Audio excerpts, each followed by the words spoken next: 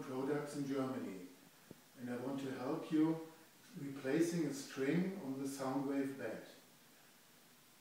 First of all, I want to turn the instrument around. It makes it much easier to replace the string.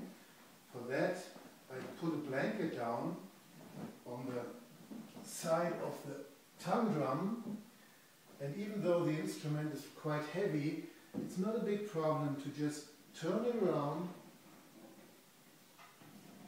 like this and have it sit on the tongue drum side. Now I have a good position for working.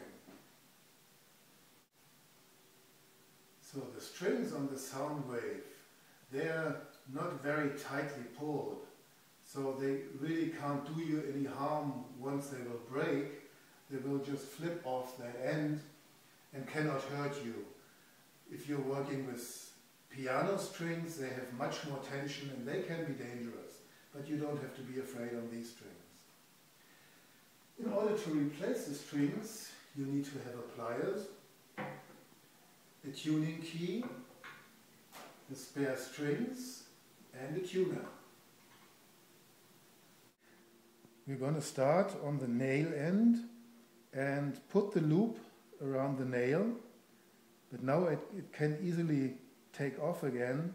To avoid that, we take the pliers and tie it all down, so now it can't go away. So for replacing strings, it's very important to know that you should only take strings from free-tone products, because a piano maker, he told me once that there are, for one distance of a swinging string and one tone you want to have, you have 2,000 possibilities to design a string. And these strings are all designed for our special instruments. So if you take any kind of guitar strings or whatever, you will have a completely different result. Okay, the first thing you have to do when you have a broken string, you have to take all the extra old string out of the hole and out of the nail. And then you have a situation that all the pegs are on the same height. So now you have to, first of all, pull the peg out like 3 times. Or if you lost where it is, you have a situation that down below you can see the thread of the peg that's in the wood, and this is supposed to be only looking out a very little bit. Then you have to make sure that the hole in the peg is looking the way the strings go. Right now, you put in the string in the hole, pull it through the hole all the way to the end, and now you see the string is much too long. So I usually take 3 fingers wide and cut the string right there. Then you have to pull back the string so it looks out just a bit like this. You bend it down, bend the other strings this way. Now it's kind of holding it in there. Put on the tuning key. From now on you have to make sure the string is tight in your hands and not getting loose. So you turn around halfway,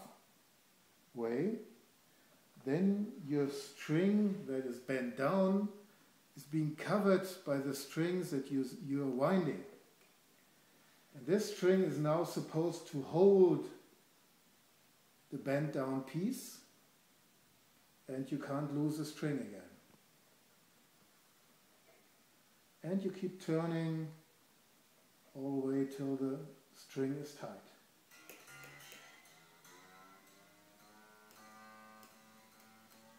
So in order to have it tuned now, you take the tuner,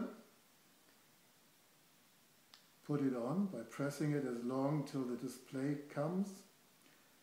Make sure that it's on C, or you have to press as much till you have the key of C. Put it on a peg, clamp it on the peg, and you can start stringing the string and tightening the string all the way till the tuner shows you that you are right on C. The color of the display will change from blue to green if you're tuned. And now you can check if all the other strings are tuned the same way, and you can play again.